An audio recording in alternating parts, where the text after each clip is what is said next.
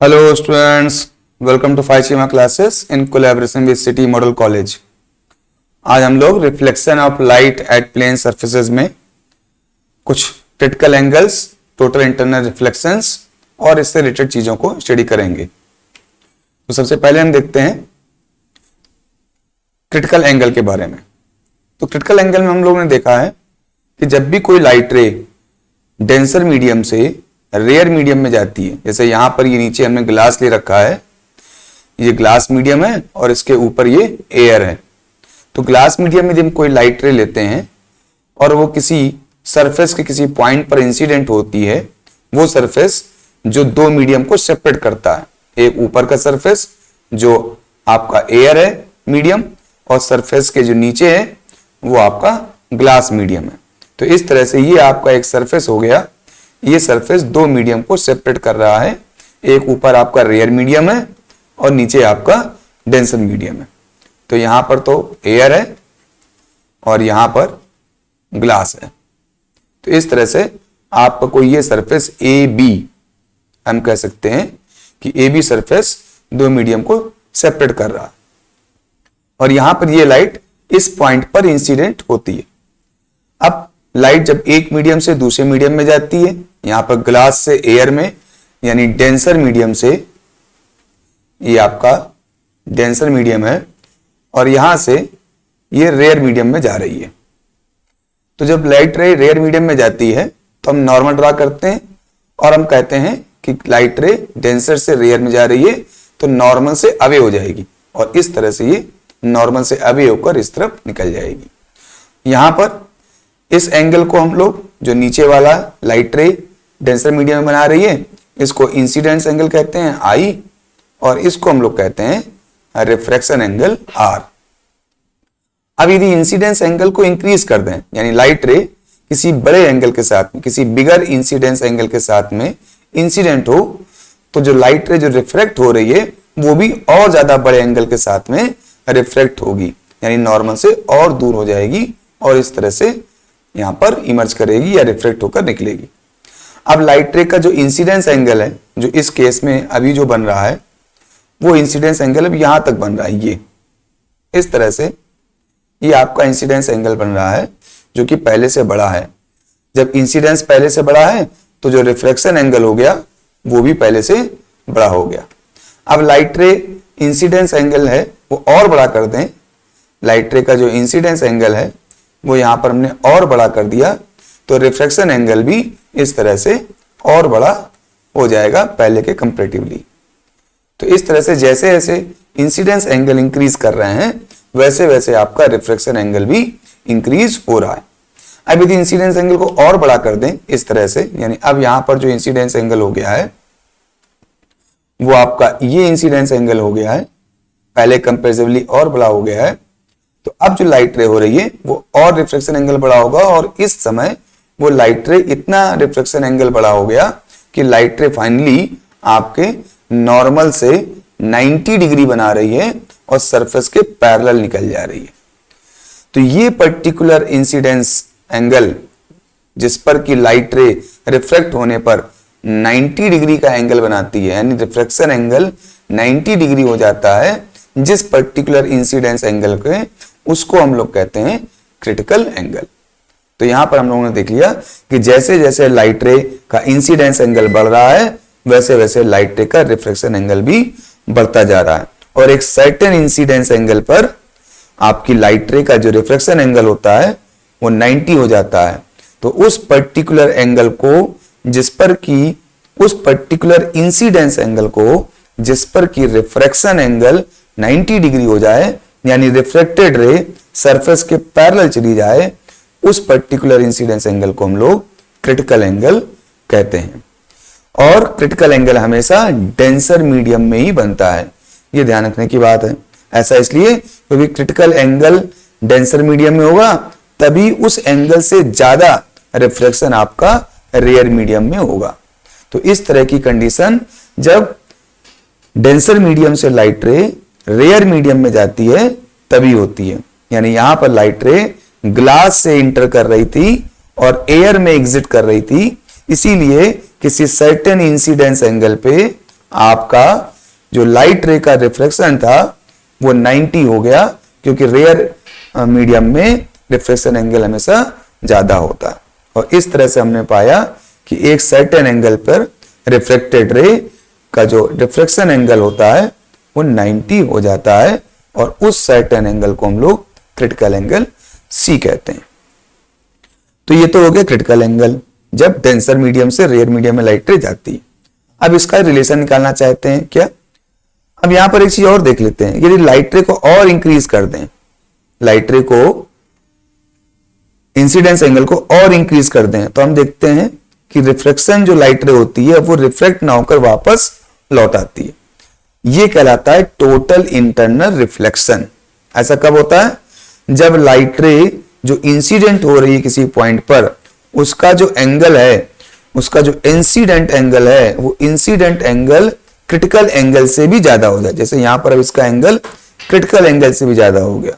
जब incident ray जो denser medium में आ रही है उसका एंगल क्रिटिकल एंगल से भी ज्यादा हो जाता है, उस केस में लाइट रे रिफ्रैक्ट ना होकर के फिर रिफ्लेक्ट होना शुरू हो जाती है, और इस सिचुएशन को कहते हैं टोटल इंटरनल रिफ्लेक्शन। ऐसा कब होता है? ऐसा तब होगा जब आपका इंसिडेंट रे का जो इंसिडेंट एंगल है वो क्रिटिकल एंगल से भी ज्यादा हो जाए, क्योंकि क्रिटिकल एंगल पे light ray parallel to surface हो जाती है, और जैसे ही क्रिटिकल एंगल से थोड़ा सा भी आप बड़ा एंगल करेंगे, लाइट रे रिफ्रैक्ट ना होकर के रिफ्लेक्ट होना शुरू हो जाएगी, और इसे हम लोग टोटल इंटरनल रिफ्लेक्शन कहते हैं। तो अब बात करते हैं relationship between the critical angle and the refractive index. यानी यहां जो क्रिटिकल एंगल बन रहा है ये इस मीडियम पे डिपेंड करता है कि आपने कौन से दो मीडियम लिए हैं, रेयर मीडियम कौन सा है, डेंसर मीडियम कौन सा है, उस पर डिपेंड करता है क्रिटिकल एंगल क्या होगा। क्योंकि जो रिफ्रैक्शन एंगल है वो इस बात पर डिपेंड करता है कि किस मीडियम से किस मीडियम में लाइट रे आ रही है। तो सपोज कि हमारा जो सेकेंड मीडियम है जिसमें रिफ्रैक्शन हो रहा है, ये हमेशा हमने क्या लिया हुआ है? एयर लिया हुआ है। यदि ये मीडियम हम एयर लेते हैं तो इसका जो रिफ्रैक्टिव इंडेक्स होता है, एब्सोल्यूट रिफ्रैक्टिव इंडेक्स, वो 1 होता है।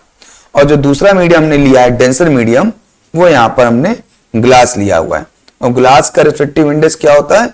म्यू जी होता है। ठीक है।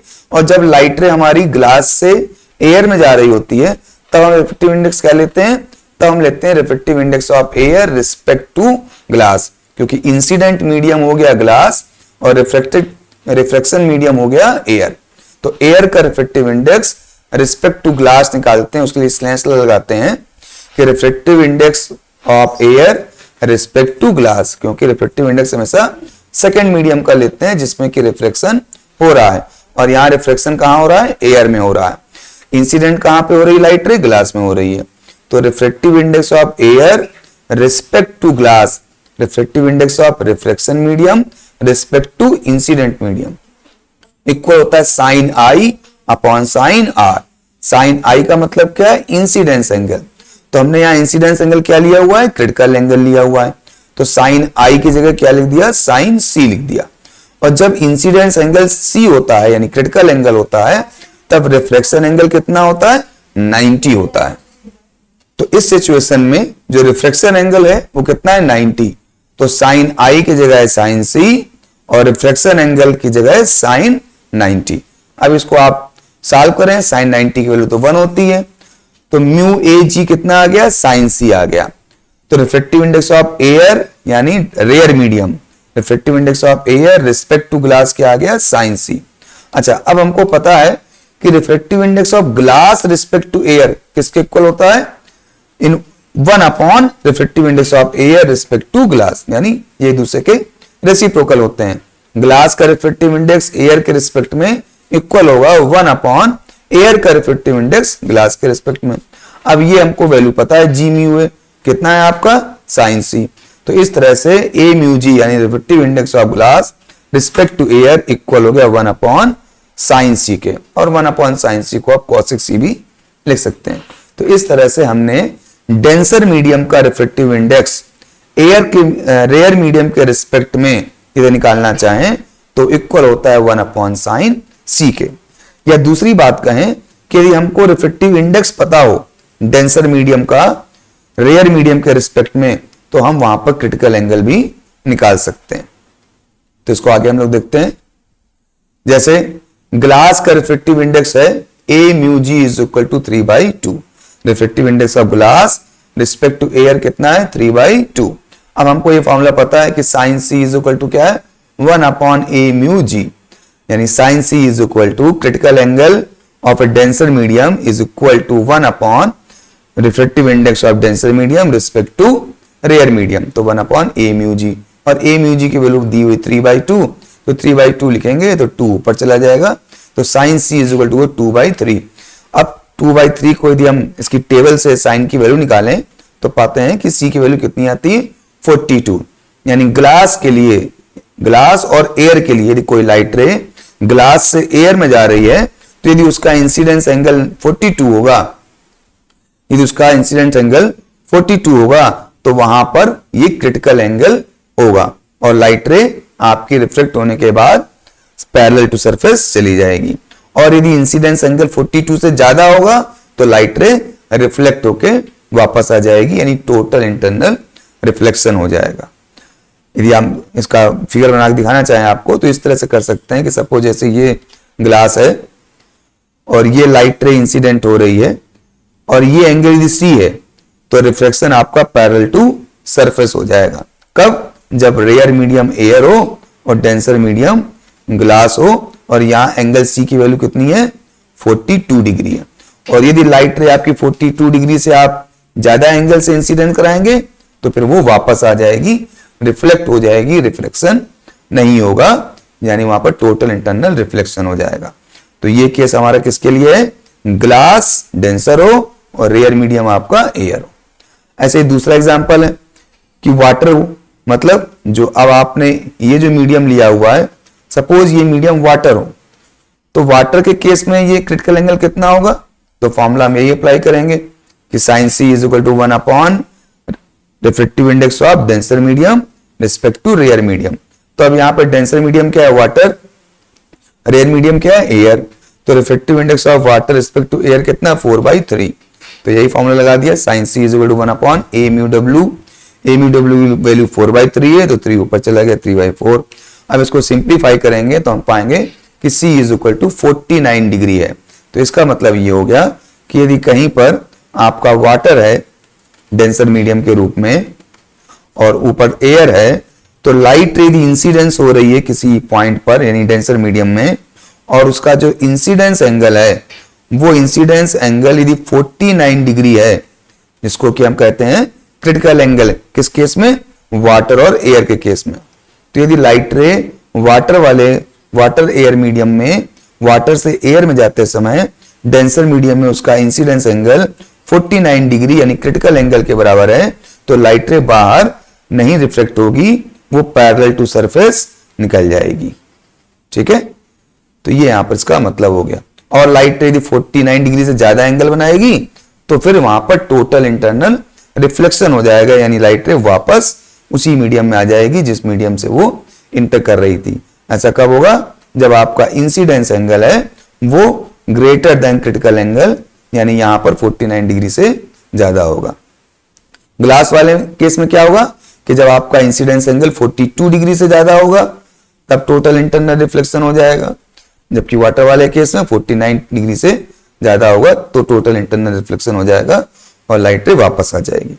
तो इस तरह से इस फॉर्मूले से हम लोग, यदि रिफ्लेक्टिव इंडेक्स पता है हमको डेंसर मीडियम का रेयर मीडियम के रिस्पेक्ट में, तो हम वहां पर उसका क्रिटिकल एंगल यहां पर निकाल सकते हैं। अब नेक्स्ट देखते हैं किसी इसी तरह से कुछ और मीडियम्स हैं, उनके रिफ्लेक्टिव इंडेक्स क्या होते हैं। तो हम ये पाएंगे जैसे वाटर है, वाटर के रिफ्लेक्टिव इंडेक्स अभी हमने देखा ही 4/3 यानी 1.33 और इसका रिफ्लेक्टिव इंडेक्स अप्रोक्सीमेट 49 है।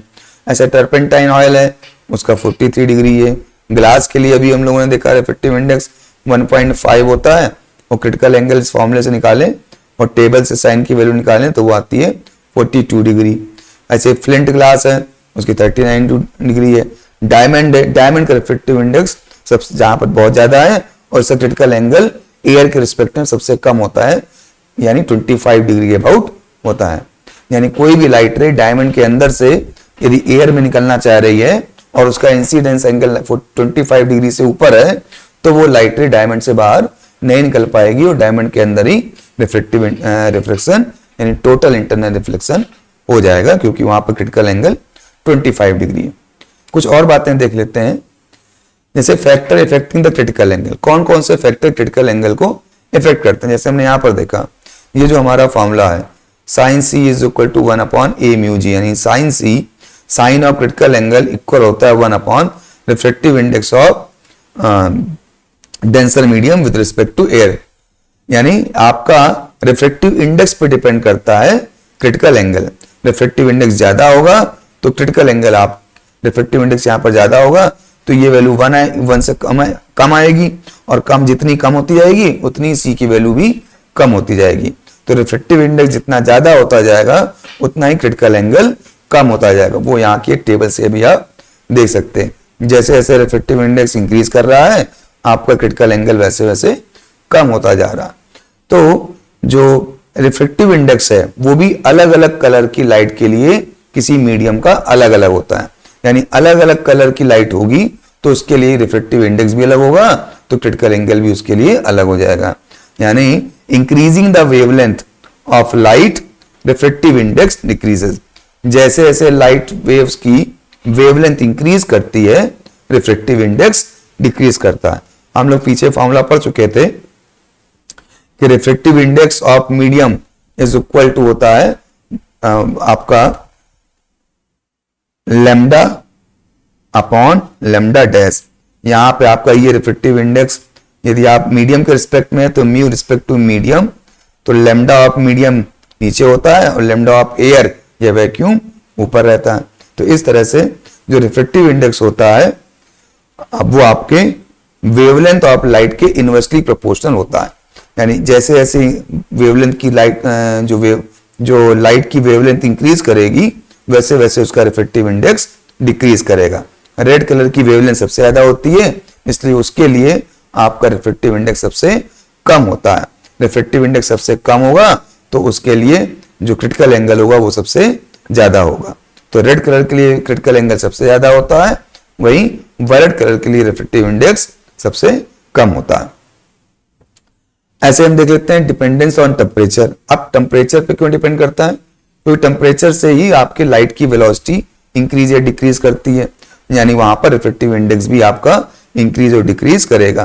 तो इसलिए टेम्परेचर इंक्रीज करते हैं तो रिफ्लेक्टिव इंडेक्स डिक्रीज करता है, क्योंकि वेलोसिटी लाइट की इंक्रीज कर जाती है। वेलोसिटी इंक्रीज करेगी तो रिफ्लेक्टिव इंडेक्स डिक्रीज करेगा, और रिफ्लेक्टिव इंडेक्स डिक्रीज करेगा तो जो क्रिटिकल एंगल है आपका वो इंक्रीज कर जाएगा। तो इस तरह से टेम्परेचर ऑफ मीडियम इंक्रीज करने से क्रिटिकल एंगल भी आपका इंक्रीज हो जाता है। नेक्स्ट देखते हैं टोटल इंटरनल रिफ्लेक्शन। इसको हम लोग पहले स्टडी कर चुके हैं कि सपोज ये आपका डेंसर मीडियम है, इसमें कोई लाइट रे इंसिडेंट होती है तो रेयर मीडियम में जाती है तो नॉर्मल से दूर हट जाती है। अब यही इंसिडेंस एंगल और इंक्रीज कर दें तो जो लाइट रे रिफ्लेक्ट हो रही है उसका इंसिडेंस रिफ्लेक्शन एंगल कितना हो जाता है? 90 हो जाता है। यानी उस पर्टिकुलर ये जो एंगल है जिस पर कि रिफ्लेक्शन एंगल 90 हो गया, ये एंगल तो हो गया आपको क्रिटिकल एंगल। अब ये लाइट रे क्रिटिकल एंगल से भी ज्यादा एंगल से इंसिडेंस हो रही है तो लाइट रे फिर वापस उसी मीडियम में रिटर्न होकर आ जाती है, यानी रिफ्लेक्ट हो जाती है। इस कंडीशन को कहते हैं हम लोग टोटल इंटरनल रिफ्लेक्शन, क्योंकि लाइट रे जिस मीडियम में इंसिडेंट हुई थी उसी मीडियम में बिना किसी रिफ्लेक्शन के टोटली वो क्या हो गई? रिफ्लेक्ट हो गई। इसीलिए इसको टोटल इंटरनल रिफ्लेक्शन कहते हैं, क्योंकि यहां पर कोई भी लाइट रे बाहर रिफ्लेक्ट होकर नहीं जा रही है, टोटल लाइट रे अंदर ही रिफ्लेक्ट हो जा रही है। अब इसीलिए इसकी डेफिनेशन क्या हो गई कि when ray of light travelling in a denser medium, ये आपका डेंसर मीडियम था जैसे ग्लास था, is incident at the surface of a rare medium, और एक ये सरफेस है जो रेयर मीडियम और डेंसर मीडियम को सेपरेट कर रहा है, at the angle of incidence greater than the critical angle. ये जो येलो वाली लाइट रे है ये तो क्रिटिकल एंगल पे इंसिडेंस हो रही है, इसीलिए इसका जो रिफ्लेक्शन एंगल है वो 90 बन रहा है, जबकि जो ब्लैक वाली लाइट रे है वो क्रिटिकल एंगल से भी ज्यादा एंगल इंसिडेंस का बना रही है, इसीलिए वो टोटल इंटरनल रिफ्लेक्ट हो रही है। तो वही यहाँ पर लिखा हुआ है कि at the angle of incidence greater than the critical angle for the pair of medium the ray is totally reflected back into the denser medium. This phenomenon is called total reflection. Okay, so अब कौन कौन सी condition होती है total internal reflection के लिए. पहले तो यहाँ पे आपने देख लिया कि जो फर्स्ट मीडियम हो जिसमें लाइट रे आ रही हो वो डेंसर होनी चाहिए. तो light ray must travel from denser to rarer. कभी भी टोटल इंटरनल रिफ्लेक्शन तब नहीं होता जब लाइट रे रेयर मीडियम से आ रही हो, क्योंकि कभी भी रेयर मीडियम से आएगी तो डेंसर में नॉर्मल की तरफ बेंड हो जाएगी, तो मीडियम से बाहर जाने का सवाल ही नहीं पैदा होता, यानी रिफ्लेक्शन होगा ही नहीं. तो हमेशा लाइट रे डेंसर मीडियम से रेयर मीडियम में जा रही होगी, तभी वहां पर टोटल इंटरनल रिफ्लेक्शन हो सकता है. दूसरा, जो critical angle of incidence must be greater, the angle of incidence must be greater than the critical angle for the pair of medium. और टोटल इंटरनल रिफ्लेक्शन कब हो रहा है? जब आपका जो इंसिडेंस एंगल है वो क्रिटिकल एंगल से ज्यादा है. तो इंसिडेंस एंगल क्रिटिकल एंगल से ज्यादा हो और लाइट रे डेंसर से रेयर में जा रही हो, तभी आपका टोटल इंटरनल रिफ्लेक्शन होता है. अब यहां पर कुछ और बात यह कही गई है कि जब कभी भी टोटल इंटरनल रिफ्लेक्शन होता है तो क्योंकि कोई भी लाइट रे सरफेस से बाहर रिफ्लेक्ट नहीं होती, टोटली अंदर रिफ्लेक्ट हो जाती है, इसीलिए इसको हम कहते हैं 100% एनर्जी यहां पर रिफ्लेक्ट होती है. जब कभी किसी मिरर से रिफ्लेक्शन होता है या ग्लास प्लेट से रिफ्लेक्शन होता है तो वहां पर कोई लाइट, कुछ लाइट मिरर के अंदर जाकर भी रिफ्लेक्ट और फिर रिफ्लेक्ट होती है. इसलिए जो तो लाइट रिफ्लेक्ट हो रही होती है वो उसकी इंटेंसिटी कम हो जाती है. लेकिन यहां पर टोटल लाइट जितनी इंटर करती है उतनी ही लाइट, पूरी 100% लाइट रिफ्लेक्ट होकर वापस आ जाती है इस पर्टिकुलर कंडीशन पे. इसलिए इसको हम टोटल इंटरनल रिफ्लेक्शन कहते हैं. और इसी प्रॉपर्टी की वजह से इसको हम पेरिस्कोप, बाइनोकुलर और सर्टेन टाइप ऑफ कैमराज में यूज करते हैं, क्योंकि वहां पर लाइट रेज पूरी की पूरी हमको ट्रांसमिट होकर मिल जाती हैं और कोई भी लाइट रे रिफ्लेक्ट होकर उसका एनर्जी लॉस नहीं होता. इसीलिए हम यहाँ पर रिफ्लेक्टिंग प्रिज्म का यूज करते हैं प्लेन मिरर के कंपैरिजन में, क्योंकि प्लेन मिरर में लाइट रे कुछ ना कुछ रिफ्लेक्ट होती है और कुछ, और मैक्सिमम तो रिफ्लेक्ट होती है, लेकिन कुछ पार्ट वहां पर रिफ्लेक्शन भी होता है, इसलिए इंटेंसिटी लॉस भी मिरर में होता है. लेकिन टोटल इंटरनल रिफ्लेक्शन में कोई एनर्जी लॉस या कोई लाइट की इंटेंसिटी में लॉस नहीं होता है. कुछ एग्जांपल्स यहां पर हम देख रहे हैं, जैसे total internal reflection in A prism. एक प्रिज्म है जिसमें दो एंगल 45 के हैं और एक 90 डिग्री का है, यानी आइसोसेलेस प्रिज्म है आपका. जैसे ये हमने लिया हुआ है कि एक प्रिज्म है इसमें जो दो एंगल्स हैं वो तो 45 डिग्री के हैं और एक एंगल आपका 90 डिग्री का है. अब इसमें कोई लाइट रे जाएगी तो किस तरह से यहाँ पर टोटल इंटरनल रिफ्लेक्शन होगा, उसके डिफरेंट एग्जांपल्स है. उसमें एक एग्जांपल हम यहाँ पर लेते हैं कि सपोज कोई लाइट रे परपेंडिकुलर डायरेक्शन में जा रही है, तो जब कोई लाइट रे सरफेस के परपेंडिकुलर पड़ रही है जैसे यहाँ पर, तो वो लाइट रे बिना डेविएट हुए सीधे निकल जाती है, क्योंकि कोई भी लाइट रे जब किसी सरफेस के परपेंडिकुलर पड़ती है तो उसमें कोई डेविएशन नहीं होता, वो अपनी उसी डायरेक्शन में आगे चली जाती है, जैसा कि यहाँ पर हुआ. अब जब सेकेंड सरफेस पे पड़ेगी तो यहाँ पर ये 90 डिग्री परपेंडिकुलर नहीं पड़ रही है, यहाँ पर ये नॉर्मल हो गया, ये परपेंडिकुलर हो गया, तो परपेंडिकुलर से कोई ना कोई ये एंगल बना रही है. अब ये एंगल कितना होगा, ये एंगल आप देखेंगे तो देखिए ये ऊपर का एंगल 45 डिग्री होगा, ये वाला एंगल 45 डिग्री हुआ क्योंकि ये राइट एंगल ट्राइंगल है, और ये आपका 45 है, ये एंगल आपका 45 है, ये परपेंडिकुलर इंसिडेंस हो रही है तो ये 90 डिग्री है, तो ये कितना हो गया, ये 45 हो गया. ये 45 हो गया तो ये एंगल कितना हो गया, ये भी आपका 45 हो गया, क्योंकि ये पूरा एंगल तो 90 है, ये आपका नॉर्मल है, परपेंडिकुलर है, तो ये पूरा एंगल आपका 90 हो गया. तो इंसिडेंस एंगल एक तरह से यहां पर कितना हो गया, इंसिडेंस एंगल यहां पर 45 डिग्री हो गया. और ग्लास के केस में क्रिटिकल एंगल कितना होता है, 42 डिग्री होता है. तो यानी यहां पर जो लाइट रे इंसिडेंस हुई है इस पॉइंट पर, यानी डेंसर मीडियम में जो उसका इंसिडेंस एंगल है वो क्रिटिकल एंगल से ज्यादा है, तो ये एंगल आपका ग्रेटर देन 42 डिग्री है, इसलिए लाइट रे रिफ्रेक्ट नहीं होगी, टोटली इंटरनल रिफ्लेक्शन हो जाएगा. तो जिस एंगल से इंटर कर रही थी, किस एंगल से इंटर कर रही थी, ये आपकी 45 डिग्री से इंटर कर रही थी, तो 45 डिग्री से ही आपकी ये टोटली इंटरनल रिफ्लेक्ट हो जाएगी, क्योंकि रिफ्लेक्शन में इंसिडेंस एंगल और रिफ्लेक्शन एंगल दोनों ही इक्वल होते हैं। तो 45 डिग्री पर आपकी पॉइंट इस सरफेस पे इंसिडेंट हुई, तो 45 डिग्री पे ही टोटल इंटरनल रिफ्लेक्ट हो जाएगी, और जब 45 डिग्री पे रिफ्लेक्ट होगी तो इस सरफेस के ये पैरेलल हो जा रही है, देखिए, ठीक है। तो इस तरह से अब लाइट रे यहां पर आ जाएगी, यानी तो इस पॉइंट पर टोटल इंटरनल रिफ्लेक्शन हो गया, जिस एंगल पे इंसिडेंस हुई थी उसी एंगल पे ये आपकी रिफ्लेक्ट होकर इस डायरेक्शन में चली आई।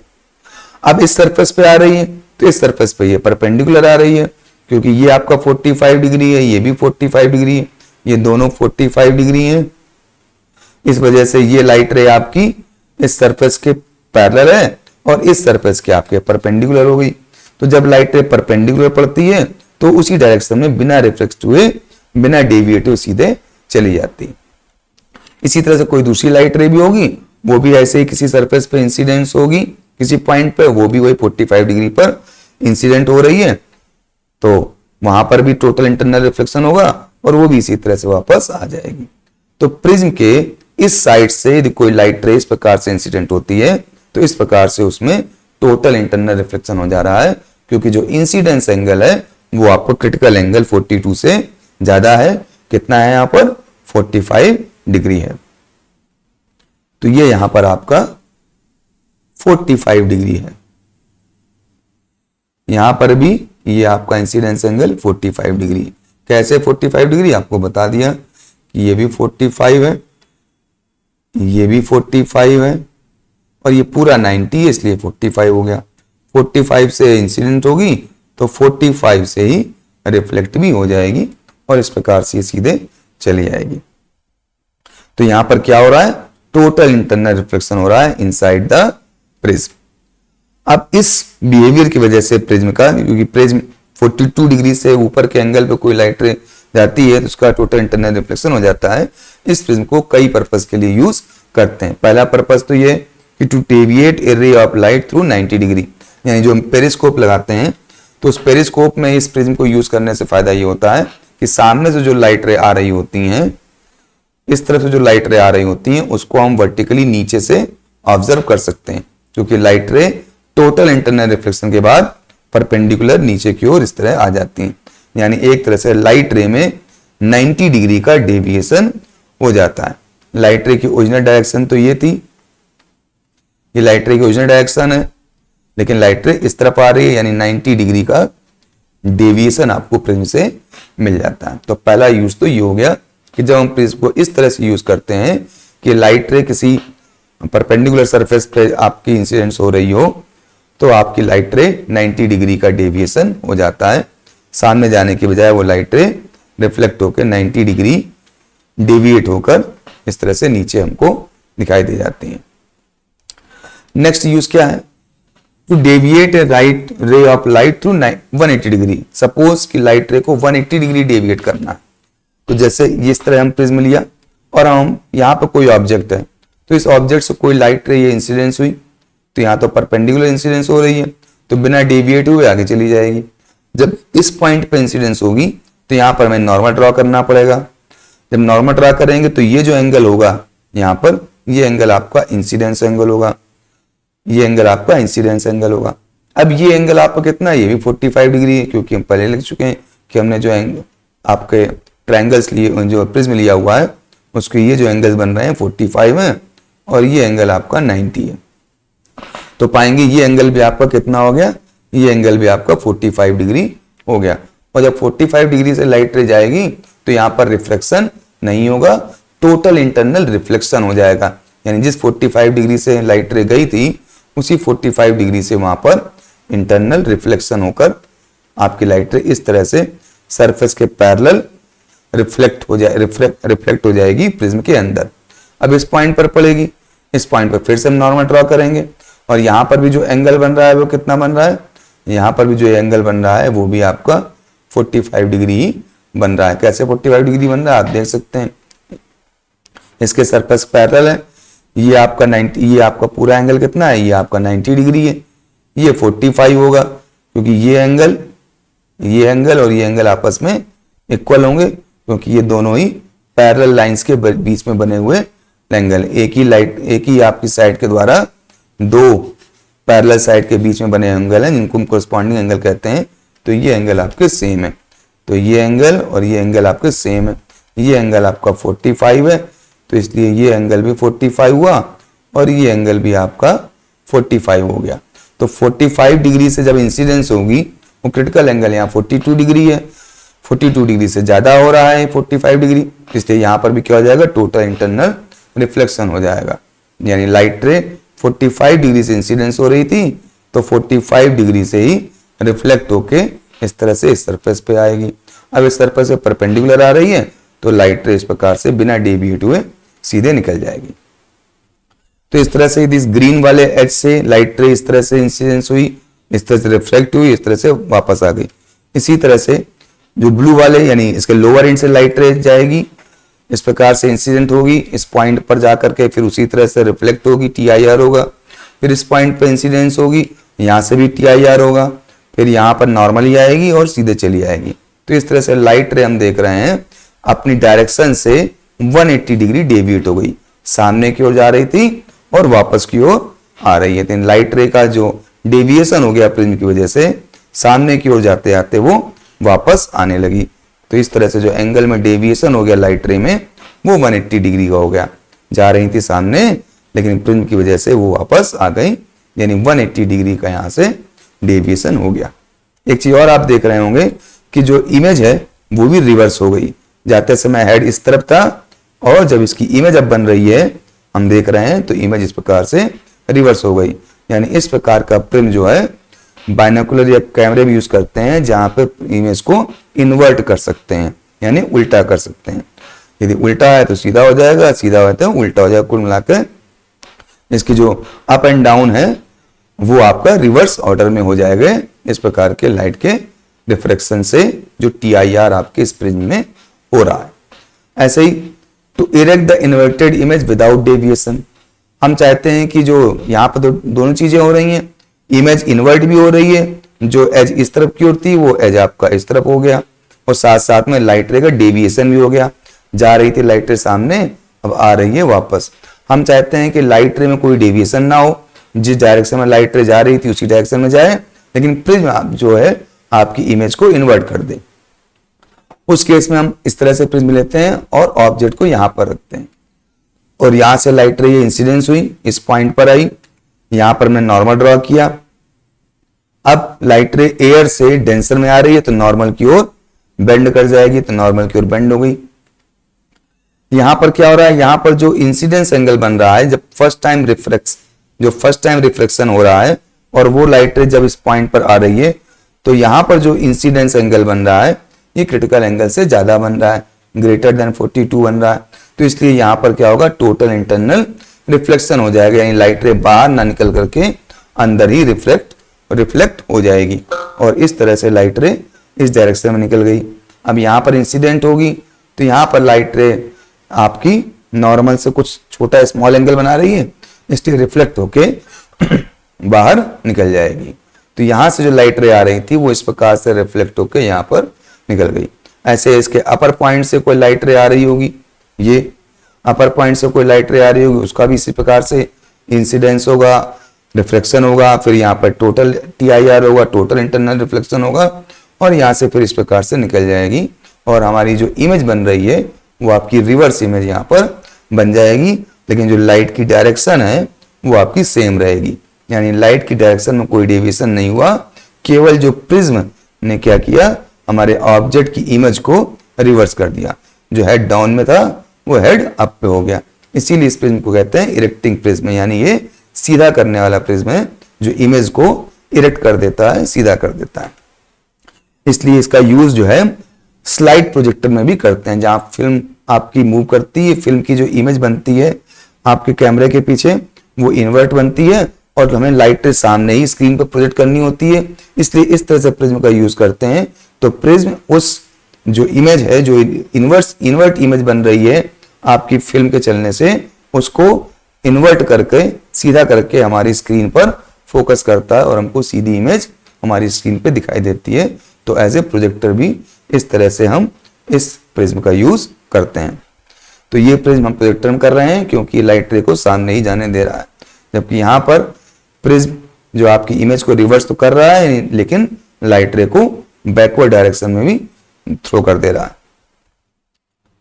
ऐसे ही कुछ क्वेश्चन है, कुछ और एग्जांपल्स है हमारे, जैसे internal reflection through a prism where each angle is 60 degree, यानी हम इक्विलैटरल प्रिज्म ले रहे हैं जिसमें सारे एंगल 60 डिग्री पे हैं। अब इसमें कोई लाइट रे सपोज इंसिडेंट हुई हो इस तरह से, यहाँ पर आपके परपेंडिकुलर आई, जो परपेंडिकुलर लाइट रे आती है वो सीधी चली जाती है। जब यहाँ पर आएगी, इस पॉइंट पर आएगी, तो यहाँ पर हम नॉर्मल ड्रा करेंगे, तो ये नॉर्मल ड्रा किया। अब आप पाएंगे कि ये जो एंगल बन रहा है, ये जो एंगल बन रहा है वो 42 डिग्री से ज्यादा बन रहा है।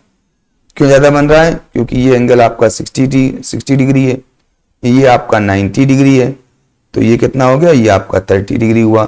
जब ये 30 डिग्री हुआ तो ये एंगल कितना हो गया? ये आपका 60 डिग्री हो गया।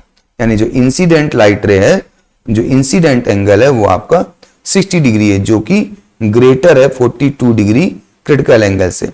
और जब इंसिडेंस एंगल क्रिटिकल एंगल से ज्यादा होता है तो वो लाइट रे बाहर रिफ्लेक्ट नहीं होती, अंदर ही टोटल इंटरनल रिफ्लेक्शन हो जाता है। अब इंटरनल रिफ्लेक्शन जब होगा तो जिस एंगल से इंसिडेंस होगी उसी एंगल से वो रिफ्लेक्ट भी होगी। तो 60 डिग्री से इंसिडेंट हो रही है तो 60 डिग्री से रिफ्लेक्ट होगी। ये 60 डिग्री हुआ, ये 30 डिग्री हुआ, ये 60 हुआ, तो ये आपका कितना हो गया? ये 90 हो गया। यानी लाइट रे आपकी टोटल इंटरनल रिफ्लेक्शन के बाद सरफेस के परपेंडिकुलर इंसिडेंस हो रही है। तो इस तरह से लाइट रे आपकी इस डायरेक्शन में इमर्ज करके निकल जाती है जब प्रिज्म के इक्विलैटरल प्रिज्म के एक सरफेस पर परपेंडिकुलर इंसिडेंट होती है। तो लाइट रे इस प्रकार से उसके बेस के परपेंडिकुलर होते हुए निकल जाती है। कि डेविएशन कितना हो गया, हम देखना चाहें तो लाइट रे की ओरिजिनल डायरेक्शन तो ये थी और ये आपकी इमर्जेंट रे है, तो डेविएशन यहाँ पर कितना हो गया वो आप यहाँ पर निकाल सकते हैं। ये आपका एंगल ऑफ डेविएशन हो गया। कितना डेविएशन आपकी लाइट रे ने किया उसको आप यहां से कैलकुलेट भी कर सकते हैं।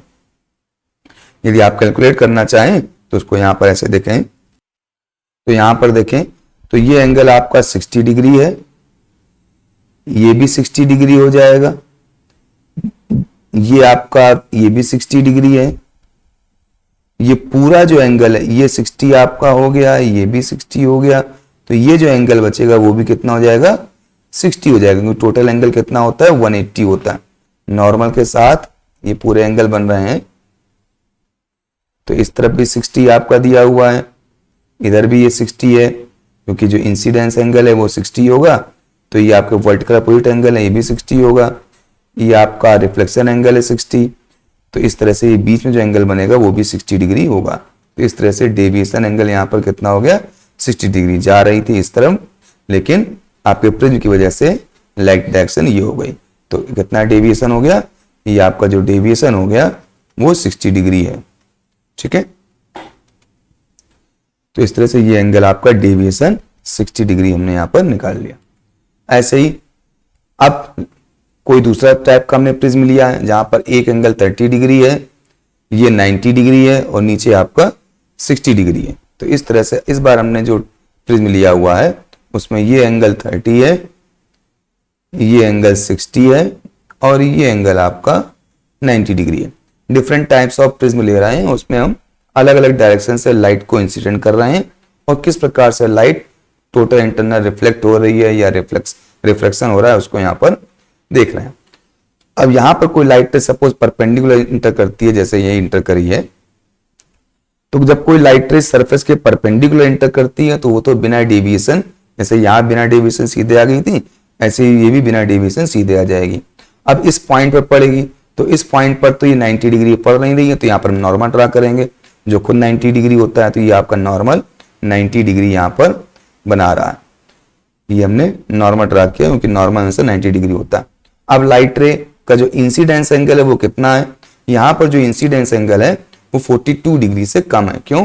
क्योंकि ये 30 डिग्री है, ये 90 डिग्री है, तो ये 60 डिग्री हुआ और ये पूरा आपका 90 डिग्री होता है क्योंकि नॉर्मल का सरफेस के साथ एंगल 90 बनता है, तो ये कितना बच गया, ये आपका 30 डिग्री बन गया। तो इस तरह से जो इंसिडेंस एंगल है यहाँ पर 30 डिग्री है, वो लेस है आपका क्रिटिकल एंगल से। जब लेस होगा तो इसका मतलब वहां पर टोटल इंटरनल रिफ्लेक्शन नहीं होगा और लाइट रे कुछ इस तरीके से बाहर निकल जाएगी। तो इस प्रकार से यहाँ पर लाइट रे रिफ्रैक्ट होकर बाहर निकल गई, क्योंकि जो इंसिडेंस एंगल यहाँ पर है वो इंसिडेंस एंगल आपका 30 डिग्री है, जो कि 42 डिग्री से कम था। यहाँ पर इंसिडेंस एंगल कितना बन रहा था, ये 60 डिग्री बन रहा था, जो कि ग्रेटर था क्रिटिकल एंगल 42 डिग्री से। इसीलिए यहाँ पर टोटल इंटरनल रिफ्लेक्शन हो गया था। जिस एंगल से इंसिडेंट हुआ उसी एंगल से रिफ्लेक्ट होकर लाइट रे निकल आई थी, यानी TIR यहाँ पर हो गया था, टोटल इंटरनल रिफ्लेक्शन हो गया था। जबकि यहां पर TIR नहीं हो पा रहा, क्योंकि जो इंसिडेंस एंगल है वो 42 डिग्री से कम है। नेक्स्ट ऐसे ही देखते हैं। अब यहां पर लाइट रे हम नीचे सबकी बार इंटर करा रहे हैं बेस, तो ये भी परपेंडिकुलर इंटर हुई। जो परपेंडिकुलर इंटर होता है वो स्ट्रेट निकल जाता है, क्योंकि उसमें कोई रिफ्लेक्शन नहीं होता। आप इस पॉइंट पर पड़ी तो यहां पर हम नॉर्मल ड्रा करेंगे। नॉर्मल के साथ जो एंगल बनता है वो आपका इंसिडेंस एंगल होता है। तो यहां पर ये जो एंगल हो गया ये इंसिडेंस एंगल हो गया। अब ये कितना एंगल बन रहा है आप देखिए, ये 30 डिग्री है, ये 60 डिग्री है, ये 90 डिग्री है। तो ये एंगल कितना हो गया, ये एंगल भी 30 डिग्री हो गया। तो ये एंगल कितना हो गया, ये 60 डिग्री हो गया, क्योंकि पूरा एंगल तो ये आपका 90 होगा, नॉर्मल बना रहा है। तो इसलिए आपका जो इंसिडेंस एंगल है यहाँ पर, ये इंसिडेंस एंगल कितना आया 60 डिग्री, जो कि ज्यादा है आपके क्रिटिकल एंगल ग्लास के लिए 42 डिग्री से।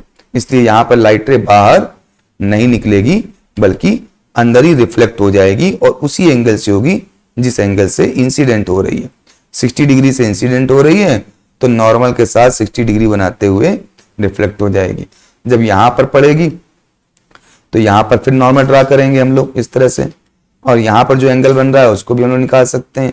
वो एंगल आपका 42 डिग्री से कम है और इसलिए लाइट रे रिफ्लेक्ट होकर वापस चली जाएगी। यदि आप देखना चाहें कि ये एंगल कितना है तो आप देख पाएंगे कि ये जो एंगल है आपका ये है 30, ये है 30। तो ये पूरा एंगल कितना हो गया, ये पूरा एंगल हो गया आपका 30 30 60, तो ये हो जाएगा 120। और ये आपका 90 डिग्री है, ये इतना 90 डिग्री एंगल है, ये 90 डिग्री है, तो ये एंगल कितना हो गया, ये 30 डिग्री हो गया। तो इस तरह से आपका जो इंसिडेंस एंगल है वो 30 डिग्री है, यानी लेस देन 42 है, और इसी वजह से यहाँ पर टोटल इंटरनल रिफ्लेक्शन नहीं हो रहा है और लाइट रे रिफ्लेक्ट होके बाहर निकल जा रही है। यहाँ पर टोटल इंटरनल रिफ्लेक्शन हो रहा है क्योंकि जो इंसिडेंस एंगल है वो 60 डिग्री है। यहाँ पर टोटल इंटरनल रिफ्लेक्शन नहीं हो रहा, रिफ्लेक्शन हो रहा है। तो इस तरह से इस प्रकार से आपकी लाइट रे प्रिज्म के यदि बेस से एंटर करती है ऐसे प्रिज्म से जिसमें एक एंगल 60 डिग्री और एक 30 डिग्री है, तो इस प्रकार से लाइट रे इमर्ज करती है। ये आपकी इंसिडेंट लाइट रे है और ये आपकी इमर्जेंट लाइट रे है। यदि डेविएशन की बात करें तो लाइट रे की ओरिजिनल डायरेक्शन तो ये थी और ये आपका फाइनल डायरेक्शन है। तो फाइनल डायरेक्शन के साथ जो एंगल बन रहा है वो आपका डेविएशन एंगल हो जाएगा। इसी प्रकार से यदि लाइट रे यहाँ इंसिडेंस हो रही है इस पॉइंट पर, तो यदि परपेंडिकुलर एंटर हो रही है तो स्ट्रेट आगे की ओर चली जाएगी। अब इस सरफेस पे पड़ी, यहाँ पर नॉर्मल के साथ कोई एंगल बना रही है। ये जो एंगल है ये आपका क्रिटिकल एंगल 42 से कम है। कैसे कम है, ये आपका 30 डिग्री है, ये आपका 90 डिग्री है, तो ये आपका 60 डिग्री हुआ। तो नॉर्मल के साथ कितना एंगल बना 30 डिग्री, और इसीलिए इसमें TIR नहीं होगा और ये रिफ्लेक्ट होकर लाइट दूसरे मीडियम में नॉर्मल से दूर हटते हुए निकल जाएगी। तो इस तरह से आपका जो यहाँ पर लाइट रे आएगी वो इस प्रकार से नॉर्मल से दूर हटते हुए दूसरे एयर में रिफ्लेक्ट होकर निकल आएगी। लेकिन यही लाइट रे थोड़ा सा नीचे इंसिडेंस हो इस प्रकार से, यहाँ पे जो यहाँ लाइट रे यहाँ इंसिडेंट हो रही थी, अब वो लाइट रे यहाँ इंसिडेंट हो तो यहाँ पर क्या होगा, पहले तो स्ट्रेट चली जाएगी जैसे यहाँ चली गई थी, यहाँ भी स्ट्रेट चली गई थी तो यहाँ भी स्ट्रेट चली जाएगी। लेकिन यहाँ पर लाइट रे सामने वाले सरफेस पे इंसिडेंट हो रही थी, जबकि यहाँ पर लाइट रे आपके बेस पे इंसिडेंट हो रही है। और यहाँ नॉर्मल देखें तो नॉर्मल के साथ जो इसका एंगल है वो आपका 42 डिग्री से ज़्यादा है, 60 डिग्री है, और इसलिए यहाँ पर टोटल इंटरनल रिफ्लेक्शन हो जाएगा और लाइट रे बाहर ना निकल करके उस सरफेस के अंदर ही रिफ्लेक्ट हो जाएगी। और जब इस सरफेस पे पड़ेगी तो यहाँ पर जो इंसिडेंस एंगल होगा वो 30 होगा, और यहाँ पर इसलिए रिफ्लेक्शन हो जाएगा, TIR नहीं होगा। तो इस जगह पे तो TIR हो गया, तो सरफेस के इस पॉइंट पर टोटल इंटरनल रिफ्लेक्शन हो गया, जबकि इस पॉइंट पर रिफ्रैक्शन हो गया। तो डिपेंड करता है कि इंसिडेंस एंगल कितना है। यहाँ इंसिडेंस एंगल 60 डिग्री है और यहाँ इंसिडेंस एंगल आपका 30 डिग्री है, और इस प्रकार से लाइट रे का ऐसा पाथ हो जाएगा जब लाइट रे सरफेस आपके पेज पे इस तरह से पॉइंट पर फॉल करती है। तो इस तरह से हमने डिफरेंट प्रिज्म में लाइट रे किस प्रकार से रिफ्लेक्ट होती है और टोटल इंटरनल रिफ्लेक्शन होता है उसको हम लोगों ने यहाँ पर ऑब्जर्व किया। हम लोग का ये चैप्टर कंप्लीट हो गया यहाँ पर आपका reflection of light at a plane surface of class 10th। Next class को देखेंगे, नेक्स्ट चैप्टर को देखेंगे और आगे बढ़ेंगे। तब तक के लिए bye bye and take care.